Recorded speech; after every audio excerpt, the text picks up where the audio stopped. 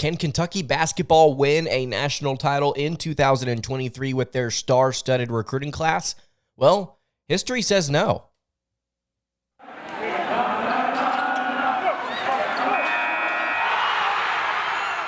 are Locked On Kentucky, your daily podcast on the Kentucky Wildcats, part of the Locked On Podcast Network, your team every day. All right, what is going on, Big Blue Nation? Welcome on into Locked On Kentucky, your daily Kentucky Wildcats podcast. I'm your host, Lance Dawe, writer for Sports Illustrated for various SEC-related things. But on this podcast, we take a dive into all things Kentucky athletics. On today's episode of Locked On Kentucky, we are simply asking the question, can Kentucky basketball win a national title with their star-studded recruiting class that they've got coming in? 4 5-stars, Reed Sheppard as the additional fifth player who is a 4-star. Can the Wildcats do it?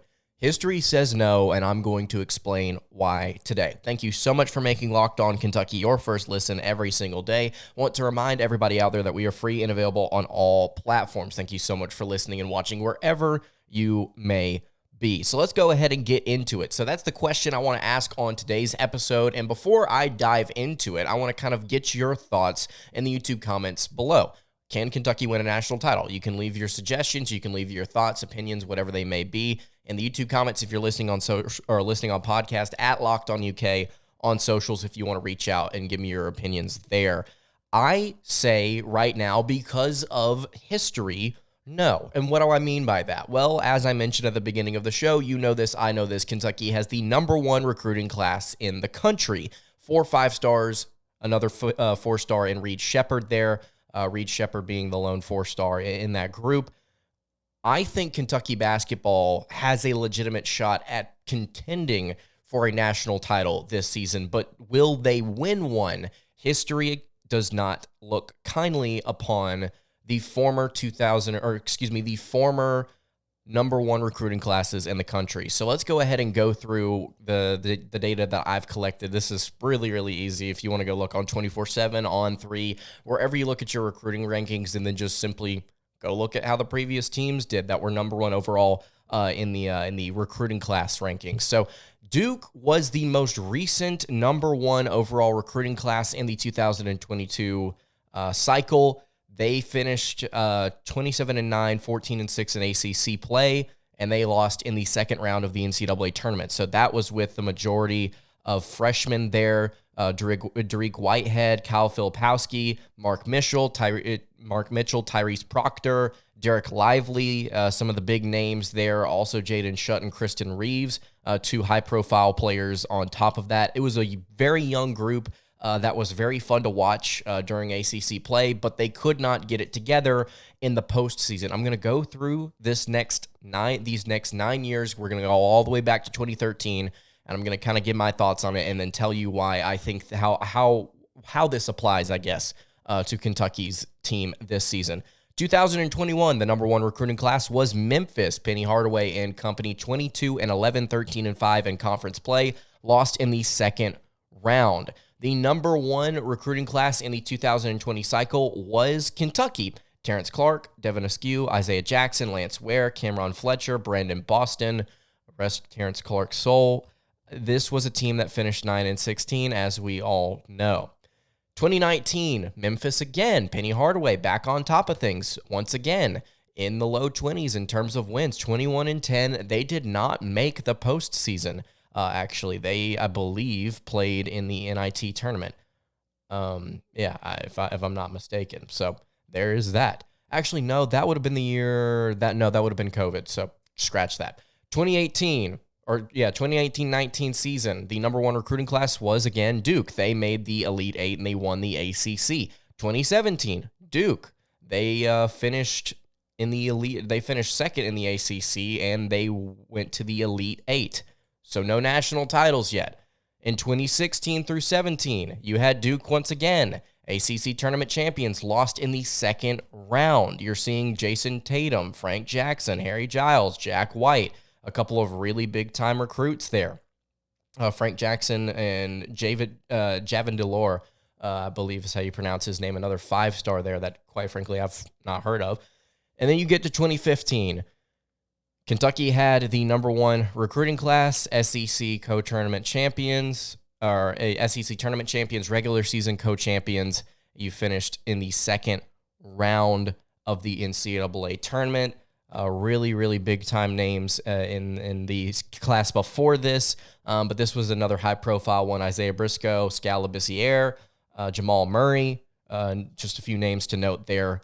And then you get to 2014, national champions. Finally, we get to Duke. That is the last time the number one recruiting class team, program, whatever you want to call it, went on to win the national title. And you look at the names on this list, I mean, it's only four guys: Grayson Allen, Jaleel Okafor, Tyus Jones, Justice Winslow.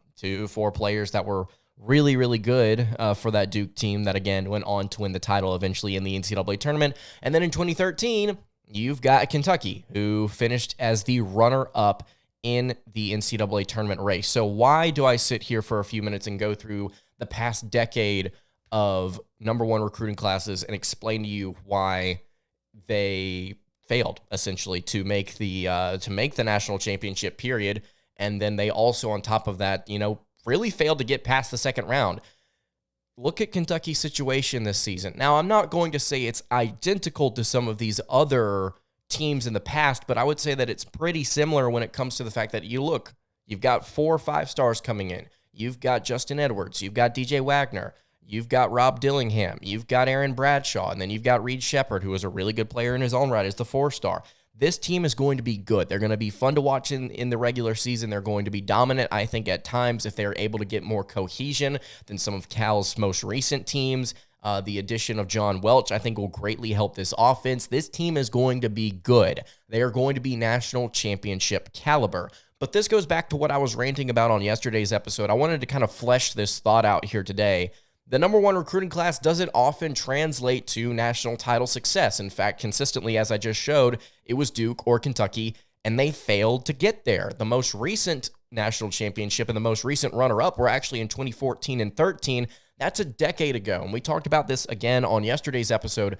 The game of college basketball has changed so much with the addition of NIL and the transfer portal that you're starting to see the definition of super team, the definition of national title contender and national title winner, it's starting to look different. It's starting to be shaped differently. Not every single team has a bunch of really talented young players that can take them a long way. And this has not been consistently the theme in college basketball. This has not been the exact perfect recipe. There are plenty of different ways to win in college basketball, but now more than ever, I think teams are starting to become more reliant on more experienced players blended with these younger talents. You need players that understand the game, and you need players that can go out there and execute for you within a given system, whether it be Mark Few, Scott Drew, or rather at Baylor. You can look across Jay Wright. He had a bunch of really experienced older guards on that team that was able to get him to a pair of national titles, actually, I should say.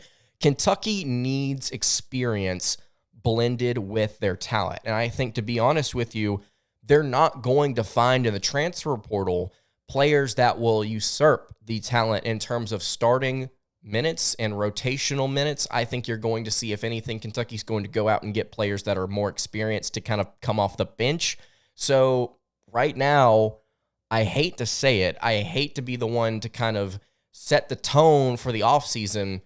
I think Kentucky will contend, and they will field a team that is good enough to win a national title, but according to history, they're not going to be able to do it. Now, Oscar Tshiebwe, I think, is a big factor in this assumption, because if he is able to return, it kind of changes the way that your roster makes itself up. And yes, I think it changes based off of one person. He's the reigning National Player of the Year a couple of seasons ago, or not the reigning, he's former National Player of the Year, one of the most dominant forces in all of college basketball. You pair him up with 5 really young, good players. You get a couple of other transfer portal pieces to be backups and more experienced help in that department. I think you've got a recipe for success. Now, again, Whether or not that wins the national title, that would be bucking historical trends. So we're just going to have to simply wait and see. So that's what I had on that today. Can Kentucky win a national title? I think it's possible to field a team that could win it, but are they going to? Right now, history says no. So if you've got any thoughts on that, you can leave that in the YouTube comments below. If you agree, disagree, I'm not saying that they won't. I'm just saying that history says they won't. I want to make that clear. In case you're upset about what I'm saying here today, you can leave any of your thoughts in the YouTube comments below, or you can hit me on the socials at Locked On UK. All right, I want to take a dive into 3 listener questions here before we wrap up the week on Locked On Kentucky. Before we get to that, though, I want to tell you guys about our friends over at Bird Dogs. I have a couple of pairs of shorts from Bird Dogs. They sent them over to me, and they may be the most comfortable shorts that I own right now. Every single time I've gone to work out over the past couple of weeks, I've made sure one of my pairs of Bird Dogs is clean so that I can go and wear these things while I'm on the treadmill, doing deadlifts, whatever it may be that I'm doing out in the gym. And I'm really enjoying the flexibility and the comfort of these things. On top of that, something that I continue to harp on when we talk about them here on the show that I don't really see a whole lot of other people talking about when it comes to athletic wear is the color and the design. I really do like the colors that Bird Dogs has chosen for some of their different shorts and pants. They're very, very beachy to me. I really like the type of the summer type colors that they have, really nice corals and light blues and different things like that. I really love the 2 colors that they sent me. They had like this light gray with this light blue compression inlining, and then there were these ones that were these light blue with coral on the inside, this peach coral kind of color. Very, very nice, very, very comfortable. Would highly encourage you guys to go check these Bird Dog shorts and pants out as well. If you want to go to birddogs.com/lockedoncollege, if you enter promo code LockedOnCollege there, they will throw in a free custom Bird Dogs Yeti style tumbler with every single order that you make. So check them out, birddogs.com/lockedoncollege. Use promo code LockedOnCollege on top of that. All right, continuing along here on the Friday edition of Locked On Kentucky. Lance Dawe hanging out here with you. I've got 3 listener questions to dive into before we wrap up the week. I want to remind you guys, if you have not subscribed to the show already, please go ahead and do so. I've been trying to harp on this for the past few episodes.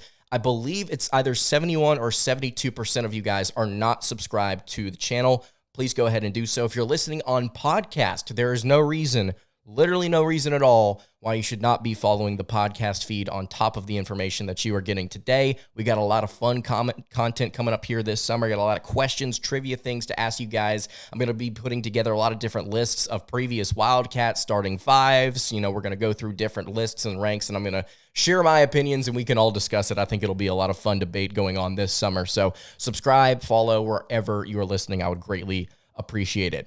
All right, 3 listener questions here before we wrap things up. I am going to start with UK Sports Fan.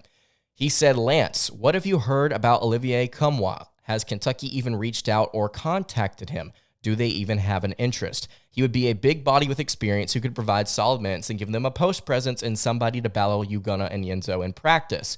The only way these guys get better is to have someone they can play against in practice that prepared them for the type players they're going to be playing against. Not to mention this guy is big and athletic and has experience. UK Sports Fan, I could not agree with you more. I think that Olivier Nkamhoua, it would be, and I believe that's how you pronounce his name, he would be the perfect player for Kentucky to get in their front court. There would be even a legitimate chance that he would start over Aaron Bradshaw in that circumstance at the 4 spot. In case you don't know, Nkamhoua, a transfer from Tennessee, is a senior, 6'9", 236 pounds, has been really solid for them for the past few years, was a great three-point shooter a year ago, was a decent three-point shooter this past season. I actually think he was just like right at average. 11 points, 5 rebounds, 2 assists, 51% from the floor, 33% from 3. I don't have it pulled up in front of me, but he was a very good forward for them. I believe he scored 27 points in the round of 32 game against Duke to bounce them out and to advance in the tournament. The Vols did. So I think that Nkamhoua would be a great addition. He's very similar to some of the power forwards that we previously talked about on the show. What is Kentucky looking for? UK Sports Fan said it perfectly. They're looking for somebody that is experienced, a veteran guy that can be a solid presence in practice for the Wildcats. I think not just whenever they're actually practicing, but also player to player, being able to kind of help develop them as just like essentially an extra coach, just an older guy who understands how things work there. So UK Sports Fan, I think he would be great. Here's the problem though. Kentucky doesn't really seem like they're pursuing him right now. And in fact, I think that there are 2 schools that are way ahead of the pack right now in Michigan and West Virginia. Right now, I believe he's got a visit set to Michigan, and he's already taken a visit to West Virginia. I could be wrong on that second part. I need to double check that, but yeah, I don't think that Kentucky's pursuing this kid as hard as they could be. Would I like to see him on the roster? Absolutely, I would. Is Kentucky going to get him? No, I don't think they are. I think they're going to be looking at somebody else, hopefully. We'll just have to see if they're able to actually get anybody. So hope that answers your question there, UK sports fan. Titan Jake asks, who is your favorite quarterback of the Stoops era? Mine is a toss-up between Will Levis and Steven Johnson. Well, you said it right there. My favorite quarterback of the Stoops era is Steven Johnson. While statistically not the most dominant quarterback, I absolutely loved watching Johnson play during those few years that he was with the Wildcats. I'm actually going to pull up his stats right now just to make sure that I am not going crazy. I pulled up Steven Johnson, and a defensive lineman from Auburn came up. 2 seasons with UK, more of a running threat, I think, than some people gave him credit for. 13 touchdowns, 10 touchdowns passing in his 2 years with the Wildcats.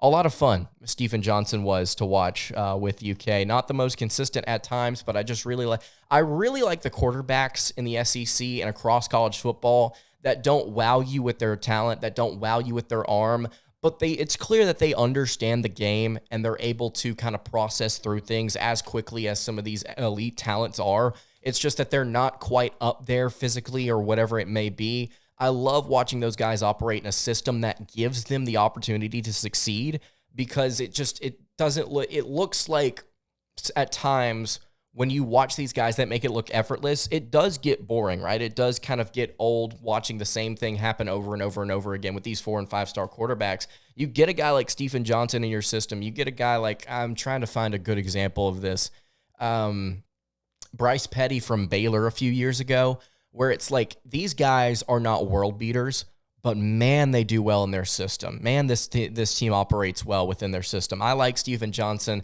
I don't want to use the word gritty because I don't think that's applicable to every single quarterback that doesn't perform elite. But I think that Steven Johnson was definitely my favorite. He was a lot of fun to watch during his time at UK. So that would be my answer there. Scott Sacra asks, and I apologize for completely butchering your name here. This final question for today's episode. Lance, is it me, or does it seem like random names are just being thrown out in some hope or in hope some hype is built around them? Is UK at the point to where they can't recruit with some of the younger coaches? Are there names out there like Ron Holland and the likes? Why should we go after a Richmond player? In case you're wondering, we talked about a Richmond guard on yesterday's episode, or Richmond forward. He's versatile enough to play up and down the roster, but we talked about him on yesterday's episode as a player that Kentucky could pursue. Will they pursue him? I don't think so. Should they go after him? Yeah, it's pretty much the story that we've continued to harp on here over and over and over and over on the show. Scott, I don't think... Yeah, I would agree with you to start. I think that there is just a lot of hype being thrown around with random names in the transfer portal. I try whenever I talk about these guys, it's not necessarily building hype around like Kentucky's going to get him. I just want to be realistic and say like that would be a good prospect. That's going to be a good prospect. That would be a great fit for Kentucky. I wish they would go after them is essentially kind of the picture I've tried to paint here on the show. There are so many different players that we've discussed already throughout the past 2 months, I would say, where you've looked at a prospect and said, they check the boxes. Experience, good outside shooter, somewhat versatile. They can be a leader in this locker room. Let's go ahead and go after them. And then you see Kentucky's, oh, great, they're one of the teams that's contacted them. Not necessarily one of the teams that's offered them, but one of the teams that's contacted them. And then you never hear anything again. So he's asking, why should we be going after players like the Richmond kid if we are also having opportunities to go after guys like Ron Holland? I think that we're going after both because it's kind of the dynamic that we're looking at with Kentucky's current roster. So just follow me for a second. Antonio Reeves may not be coming back to Kentucky at this point. That's something I may end up being wrong on, and I'll just have to bite the bullet on that. He may not be coming back. Throughout this entire process, Kentucky should have been looking at a player to supplant him in the transfer portal. Oscar Tshiebwe may not be coming back to Kentucky. They should have been heavily pursuing and possibly gotten a commitment from somebody that they would be confident in replacing Tshiebwe's minutes / statistical production through the transfer portal. They should have already covered their bases, essentially, is what they should be doing. It's a fallback option at times. If you have a guy in the portal that you're saying, hold on. Once we get an answer from these guys, and if they're not coming back, you're our dude. We're going to get you. Scott, I think that in this scenario, you're looking at Kentucky potentially pursuing both the high profile and the mid-major guys. And if they don't end up with one, they will pursue heavily the other, because yes, you're absolutely right. Why would you go after some no-name school player? And I'm not saying that the kid from Richmond's out. He was a very good scorer for them, but why would you go after this kid from this no-name school when you can go after the former 5-star that's looking at all these other SEC schools? You're Kentucky, pursue him.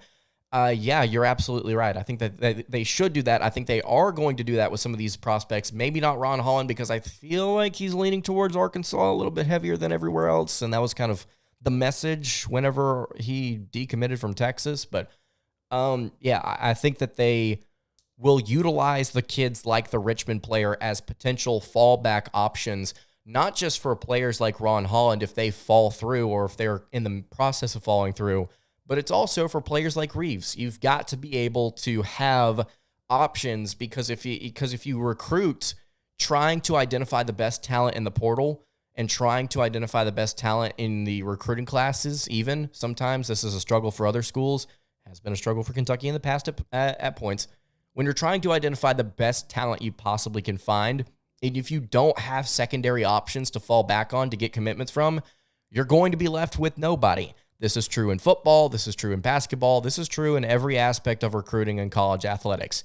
You can't just pursue the high-profile guys. You have to talk to a lot of different players. That's why sometimes players get contacted, they get offered, even though you know there's a really good chance that they may go to another school. You may be looking at this 3-star quarterback and you're saying, man, he'd be okay to have on the roster just in case this 4-star Cutter Boley that we're looking at doesn't go through.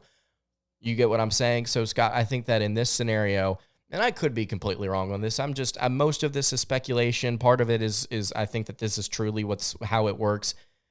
If you recruit Ron Holland and nobody else and you don't get Ron Holland, you don't get anyone. You got to have your bases covered. You got to look at several prospects in a row at the same position. That's why Kentucky at one point was talking to Jamarian Sharp and Hunter Dickinson. You're looking at multiple pieces to potentially add, and if you get one of them, that's great. And then you also ask the question, is Kentucky at the point where they can't recruit with some of the younger coaches? I don't know if that's the case, because even if this coaching staff / Cal was falling behind in that category of not being as relatable or whatever it may be, I think that Kentucky's national brand and ability to draw in talent would offset that. I think that would offset that. Now, is it different for some of these older transfer portal players? Possibly. I don't know. That could be the case. But I would say that Kentucky is not struggling to out-recruit some of these younger coaches. I think the greatest example of this is the most recent recruiting class they just signed. Again, is the transfer portal different? Probably, maybe, I don't know. But I don't think Kentucky's struggling in that department. So those are the 3 questions that we had on today's episode. If you have any thoughts on anything that we talked about today, again, you can leave it in the YouTube comments below. A little bit of a helter-skelter episode. I apologize, but this is a topic, hey, national title contention, it's probably a topic that we're going to be discussing for the foreseeable future. I mean, even all the way up until February, we're going to be talking about this at length before March Madness gets here, and that's when the conversation really starts. So if you've got any thoughts on it, you can leave it in the YouTube comments below. That's going to do it for today's episode of Locked On Kentucky. You can follow the show on Twitter at LockedOnUK. You can follow me on Twitter at LanceDawe_. You can follow the show over on Instagram. That is at Kentucky Podcast.